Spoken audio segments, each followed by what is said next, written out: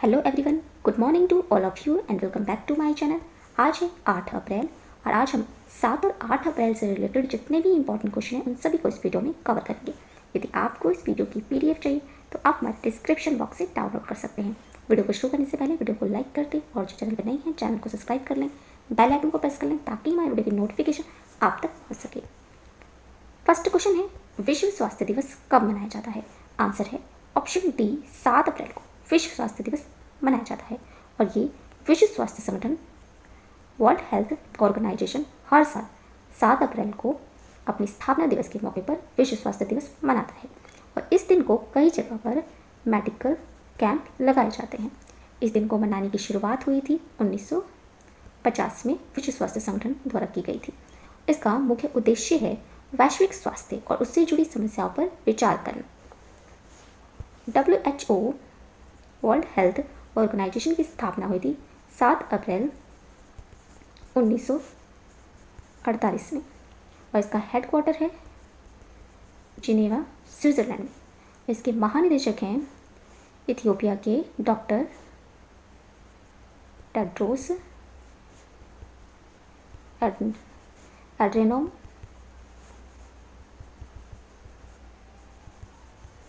गैब्रियसस। इसकी थीम है इस बार की विश्व स्वास्थ्य दिवस की building of fair healthy world.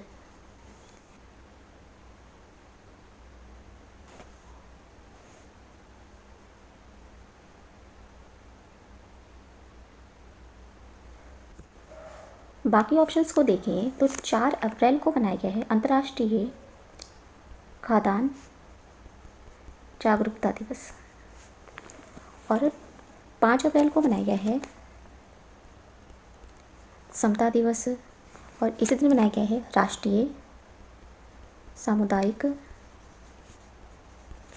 दिवस, नेशनल मैरीटाइम दिवस इस दिन मनाया गया है और इस दिन मनाया गया है समुद्री दिवस, राष्ट्रीय समुद्री दिवस। 6 अप्रैल को मनाया गया है राष्ट्रीय खेल दिवस, डांडी सत्याग्रह दिवस और ग्राम स्वराज दिवस मनाया गया है 6 अप्रैल को। नेक्स्ट क्वेश्चन है, हाल ही में गांव और डिजिटल कनेक्ट ड्राइव संकल्प से सिद्धि किसने लॉन्च किया है? आंसर ऑप्शन बी, ट्राइब्ट ने गांव और डिजिटल कनेक्ट ड्राइव संकल्प से सिद्धि लॉन्च किया है। Tribal cooperative marketing federation of India ने गांव और डिजिटल कनेक्ट ड्राइव संकल्प से सिद्धि लॉन्च किया है। ये 100 दिवसीय ड्राइव से जिसे 1 अप्रैल को शुरू किया गया था। यह अभियान 10 गाँवों का दौरा करने वाली 150 टीमों को सम्मिलित करना है, जिसमें से प्रत्येक को ट्राइब्ट और राज्य कार्यान्वयन एजेंसियों से प्रत्येक क्षेत्र में 10 गाँवों का दौरा करना है। इस अभियान को वन धन विकास को बढ़ावा देने के उद्देश्य से चलाया गया था। जनजातीय मामलों के मंत्री हैं अर्जुन मुंडा।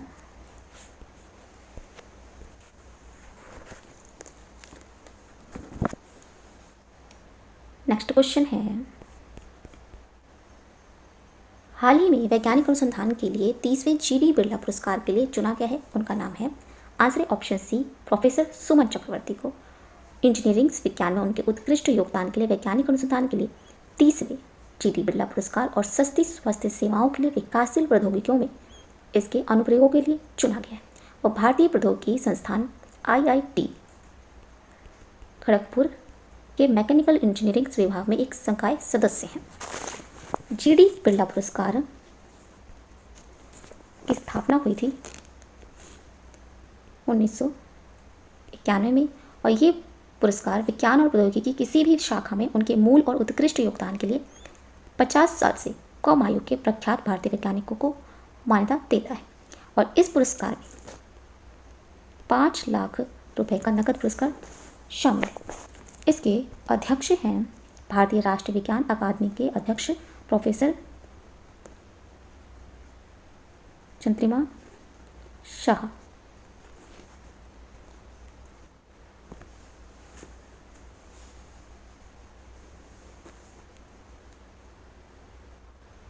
नेक्स्ट क्वेश्चन है, 5 अप्रैल और 6 अप्रैल को 10वें D7 शिखर सम्मेलन का आयोजन करने वाला देश कौन है?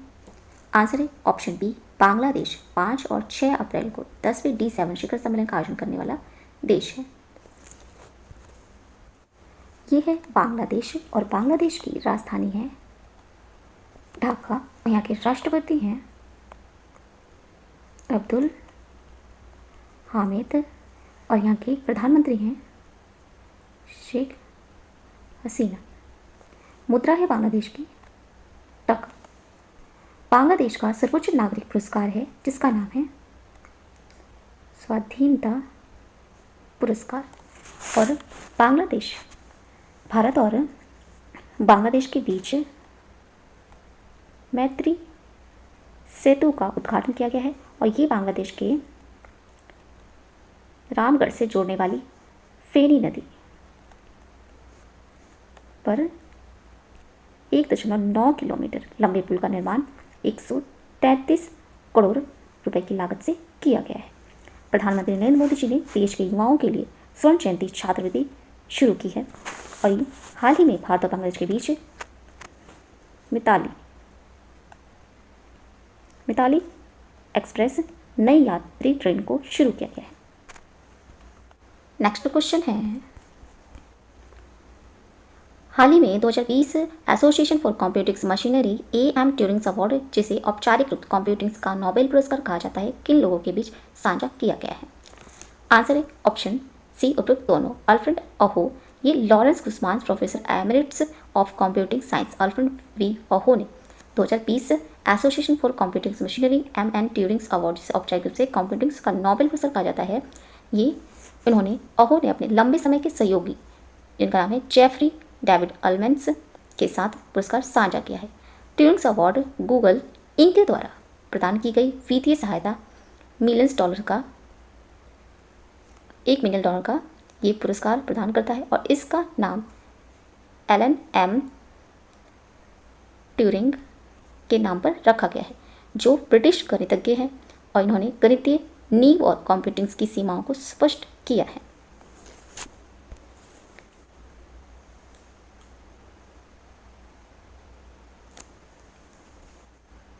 नेक्स्ट क्वेश्चन है, अंतर्राष्ट्रीय मुक्केबाजी संघ पुरुष विश्व बॉक्सिंग चैंपियनशिप 2023 की मेजबानी कौन सा देश करेगा? आंसर है ऑप्शन सी उज्बेकिस्तान देश पुरुष विश्व बॉक्सिंग चैंपियनशिप 2023 की मेजबानी करेगा। ये उज्बेकिस्तान की राजधानी ताशकंद में शहर को बॉक्सिंग फेडरेशन ऑफ उज्बेकिस्तान द्वारा सफल बोली प्रस्तुति के बाद 2023 AIPA पुरुष विश्व बॉक्सिंग चैंपियनशिप से सम्मानित किया गया है। अंतर्राष्ट्रीय मुक्केबाजी संघ के अध्यक्ष हैं उमर क्रेमलेव।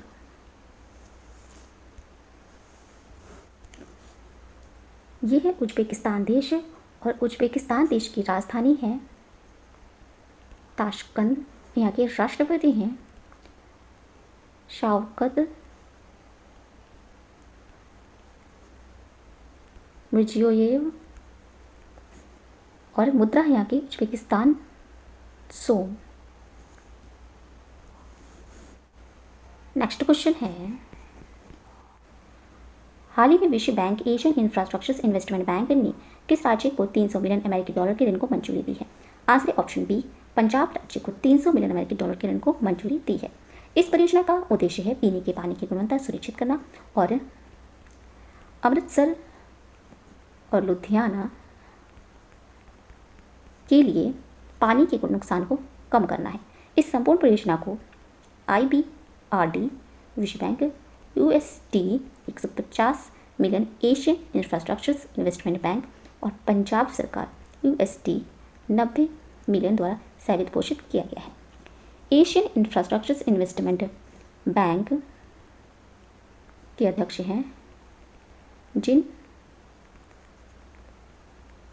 लिकुन और एशियन इंफ्रास्ट्रक्चर इन्वेस्टमेंट बैंक का हेडक्वार्टर है बीजिंग, चीन में। स्थापना हुई थी इसकी 16 जनवरी 2016 में।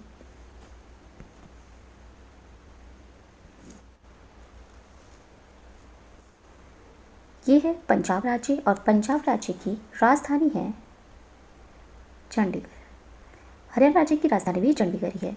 और पंजाब राज्य का गठन किया गया था 1 नवंबर 1966 में। यहाँ के मुख्यमंत्री हैं अमरिंदर सिंह और राज्यपाल है विजेंद्रपाल सिंह बदनौर।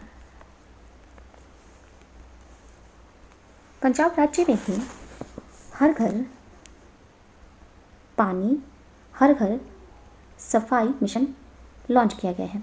और पंजाब राज्य में ही प्लाईवुड पार्क की स्थापना की गई है और ये की गई है पंजाब के होशियारपुर में। पंजाब राज्य में ही लाल लकीर का कार्यान्वयन शुरू किया गया है। नेक्स्ट क्वेश्चन है, हाल ही में डिजिटल इंश्योरेंस ने किसे अपना ब्रांड एम्बेसडर बनाया है? हाल ही में डिजिटल इंश्योरेंस ने किसे अपना ब्रांड एम्बेसडर बनाया है? आंसर ऑप्शन ए, विराट कोहली को डिजिटल इंश्योरेंस ने अपना ब्रांड एम्बेसडर बनाया है। कोहली ने पूर्व में डिजिटल इंश्योरेंस में निवेश भी किया है। डिजिटल इंश्योरेंस एक सामान्य बीमा कंपनी है जो 1.9 मूल्यांकन के साथ 2021 का पहला यूनिकॉर्न बन गया है।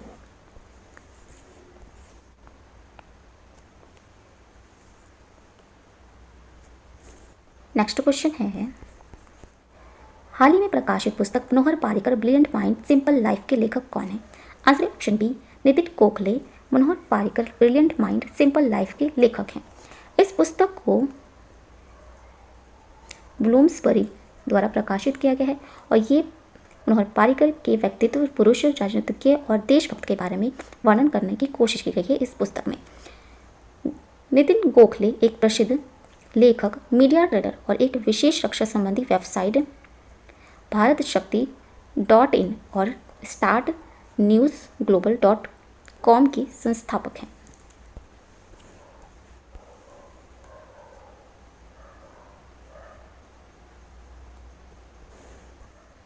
नेक्स्ट क्वेश्चन है, हाल ही में वियतनाम का अगला प्रधानमंत्री कौन बने हैं? आंसर है ऑप्शन डी, फाम मिन चिन वियतनाम के अगले प्रधानमंत्री बने हैं। ये वियतनाम की नेशनल असेंबली ने 5 अप्रैल 2021 को देश के अगले प्रधानमंत्री के रूप में फाम मिन चिन को नामांकन किया गया है। वे पूर्व प्रधानमंत्री गुएन जुआन फुक का स्थान लेंगे। फाम मिन चिन ये पहले क्वांग नेन्ह के उत्तरी प्रांत के कम्युनिस्ट पार्टी प्रमुख थे और सार्वजनिक सुरक्षा मंत्रालय के उप प्रमुख थे और ये पहले वियतनामी प्रधानमंत्री होंगे जिन्होंने पूर्व में एक उप प्रधानमंत्री के रूप में कार्य नहीं किया है।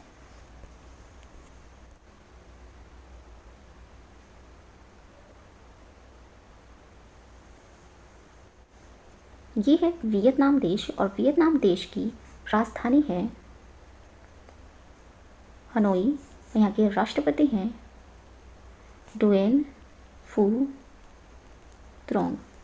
यहाँ की मुद्रा है डोंग। नेक्स्ट क्वेश्चन है, हाल ही में अटल इनोवेशन मिशन के लिए नए मिशन निदेशक के रूप में किसे नियुक्त किया गया है? आंसर है ऑप्शन ए, डॉक्टर चिंतन वैष्णव को अटल इनोवेशन मिशन के लिए नए मिशन निदेशक के रूप में नियुक्त किया गया है और ये किया गया है प्रशंसित सामाजिक प्रौद्योगिकी डॉक्टर चिंतन वैष्णव को अटल नवाचार मिशन AIM के लिए नए मिशन निदेशक के रूप में नियुक्त किया गया है।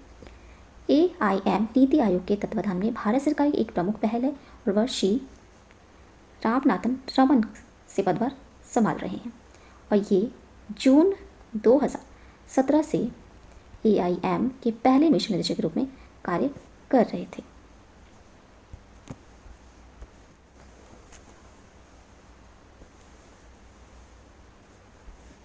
नेक्स्ट क्वेश्चन है, हाल ही में मियामी ओपन खिताब किसने जीता है? Answer option D, Hubert hertz ने मियामी ओपन खिताब जीता है। ये टेनिस प्लेयर हैं पोलैंड देश के। इन्होंने 4 अप्रैल 2021 को मियामी ओपन के फाइनल में इटली के जन्निक सिनर को हराकर अपने करियर का सबसे बड़ा खिताब जीता है। 37वें स्थान पर आने वाले हरकत ने पहली बार एक ही टूर्नामेंट में 2 शीर्ष 10 विरोधियों को हराया और उन्हें अगले सप्ताह की रैंकिंग में कैरियर के उच्च 16वें स्थान पर पहुंचने का अनुमान है। हरकत पोलैंड के पहले मास्टर्स 1000 चैंपियंस भी बने हैं।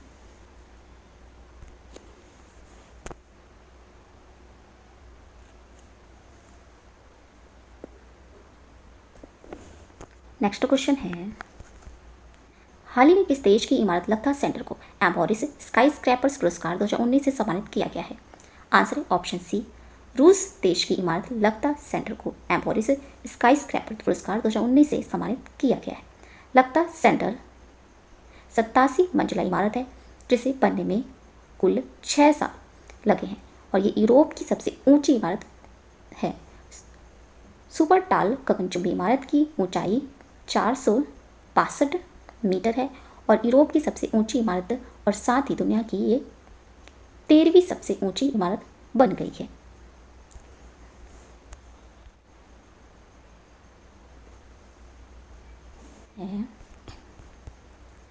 हाल ही में L&T टेक्नोलॉजी सर्विसेज लिमिटेड का MD और CEO के रूप में किसे नियुक्त किया गया है? आंसर है ऑप्शन सी, अमित चड्ढा को L&T टेक्नोलॉजी सर्विसेज लिमिटेड का MD और CEO नियुक्त किया गया है। अमित चड्ढा 2009 में L&T टेक्नोलॉजी सर्विसेज लिमिटेड में शामिल हुए थे और 2016 में स्टॉक एक्सचेंज में कंपनी से लिस्टिंग्स में शामिल होने के बाद में कार्यकारी प्रबंध टीम के प्रमुख के रूप में नियुक्त किया गया था। L&T कंपनी की स्थापना हुई थी 1938 में और इसका मुख्यालय है मुंबई में।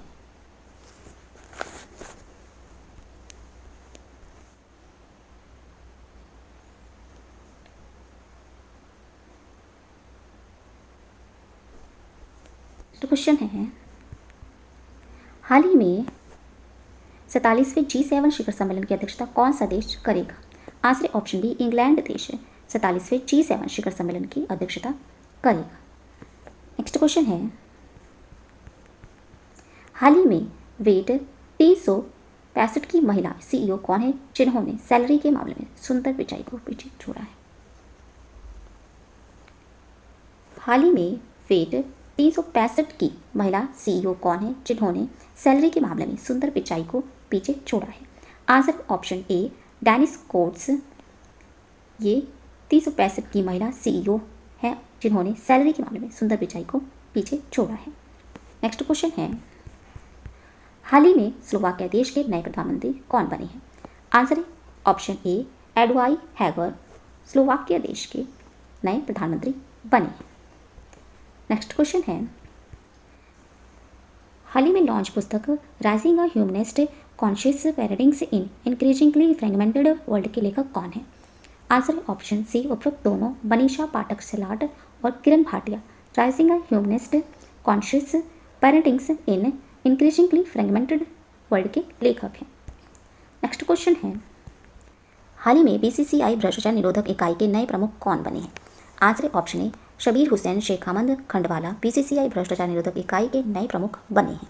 इससे पहले वह गुजरात के पुलिस महानिदेशक DGP के रूप में कार्य कर चुके हैं और वो 1973 बैच के IPS अधिकारी हैं। अजीत सिंह से ये पदभार ग्रहण करेंगे जिनका कार्यकाल 31 मार्च को समाप्त हो गया था।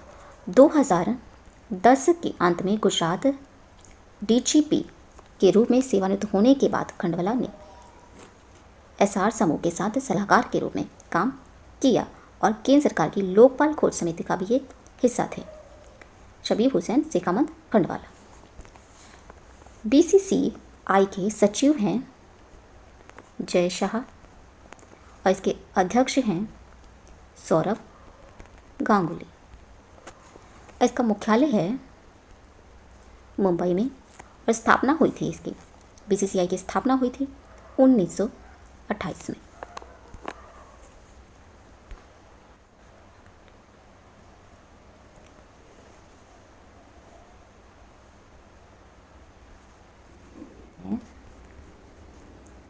रायसीना डायलॉग्स किसका आयोजन किस संस्था के तहत किया जाएगा?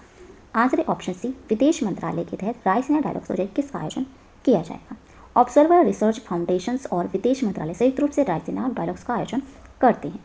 रायसीना डायलॉग्स ये एक बहुपक्षीय सम्मेलन है जो वैश्विक समुदाय के सामने सबसे चुनौतीपूर्ण मुद्दों को संबोधित करता है और ये हर साल अंतर्राष्ट्रीय नीति मामलों पर सहयोग पर चर्चा के लिए व्यापार नीति, मीडिया और नागरिक समाज के लिए वैश्विक नेताओं को नई दिल्ली में होस्ट किया जाता है।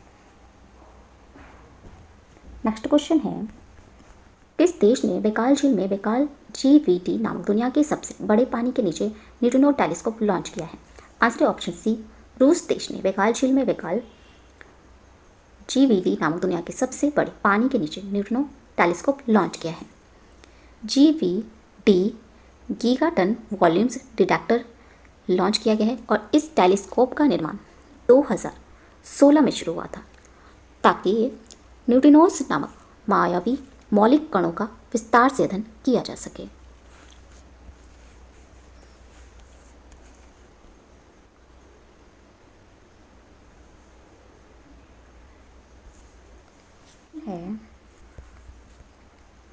निम्नलिखित में से कौन सा विश्व का सबसे ऊंचा रेलवे पुल है जिसे हाल ही में उसका नाम क्या रखा गया है। आंसर है option C, Chenab arch bridge दुनिया का सबसे रेलवे पुल है और इसका नाम चिनाब आर्क ब्रिज रखा गया है। ये जम्मू कश्मीर में चिनाब नदी पर सबसे ऊंचा रेलवे पुल बना है। इस पुल का नाम आर्क ब्रिज है। ब्रिज की आर्क स्पैन 467 मीटर और लंबाई है 480 मीटर। ये उधमपुर श्रीनगर बारामूला रेल लिंक परियोजना का एक हिस्सा है। यह जम्मू और कश्मीर में चिनाब नदी के तल से 359 मीटर ऊंचाई पर बना है और ये कश्मीर घाटी में कनेक्टिविटी को बढ़ावा देने के उद्देश्य से 1.3 किलोमीटर लंबा पुल है और हाल ही में इसका निर्माण पूरा हो गया है।